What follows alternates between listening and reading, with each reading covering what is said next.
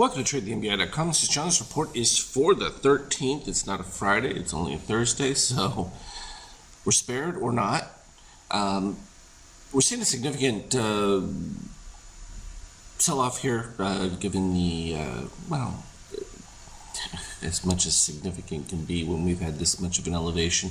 All we are is moving back towards the mean of the ABM yellow, which it's kind of a normal situation.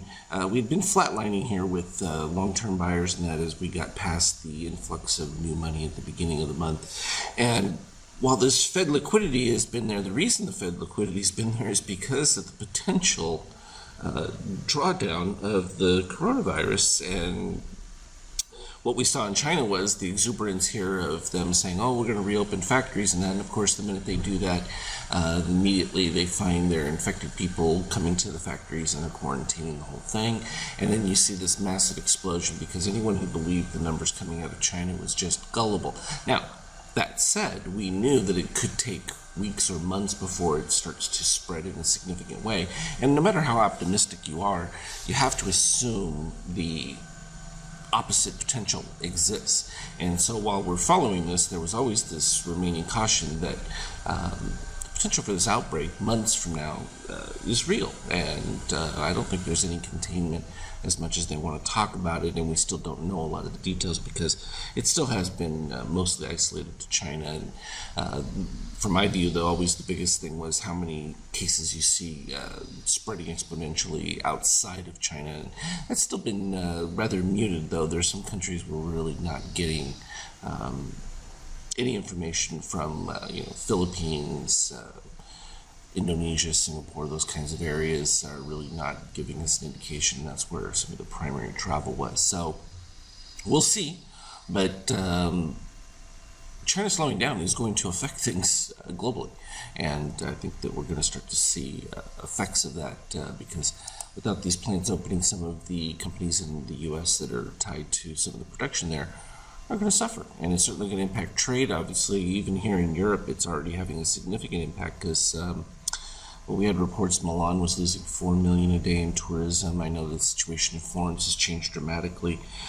People are going to freeze and not do things, and that will have an impact. Now, we already expected that with the election. However, the way things are going now, putting out a socialist candidate in the lead, the market feels pretty comfortable that Trump will win re-election on that. But if these dynamics start to change, I think we can see there's plenty of potential with the positive extremes. You look here at the NQ, and we have a positive extreme going back all the way to here, down at the 9,000 range. So there's room for a lot of pullback without really creating some kind of catastrophe emotionally or otherwise, but it's a real concern with the virus. And of course, I talked to you about Brexit and the Eurozone. This is only going to have a huge negative impact, and we're getting close to my little scary line here for central governments because when that starts to break down there, it's going to put even more pressure on the euro to go lower towards parity to the dollar because the differential between output is just staggering with how well the U.S. economy is doing. Slight rebound in oil. This is more of like a dead cat bounce simply because there's just an oversupply, and we're going to have to start seeing then cuts in shale production and things like that, and that is going to affect the Midwest economy as well. So again, there's some warning signs. Got to pay attention to them. They exist.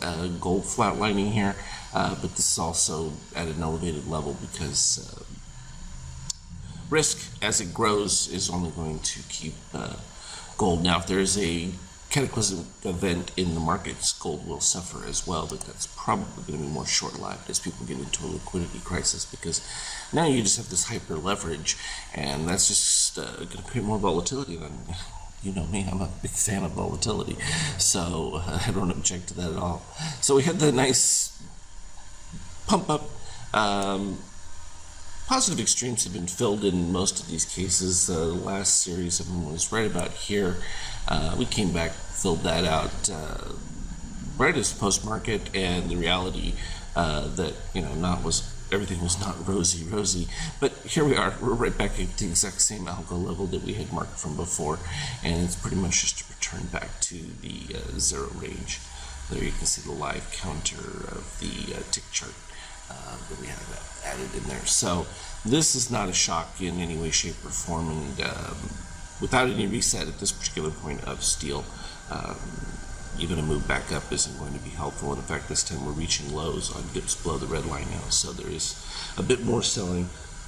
Some of this just stopped covering in that, but I think broadly speaking, within this overall bull, we could start to see the last few days, the potential concerns are starting to grow. I mean, everyone got hyper excited by, China representing a lower infection rate and then a lower death rate, and then all of a sudden we get this massive spike, which just means that it's more in line with what epidemiologists are, describing as what should have been expected because of the exponential growth rate. And if that breaks out, you're talking worldwide contagion, but it's going to take a long time. So who knows? It could even be before fall that things start to really get out of hand, and wouldn't that be an interesting dynamic going into an election year? So there's some interesting things that are about to happen here, and I think it could be really exciting for flexible traders willing to make adjustments both ways. As always, I will keep you updated on what I've got for the latest, and if there's anything unique on the charts, we'll certainly put it out there. As always, though, trade well. We will talk again later.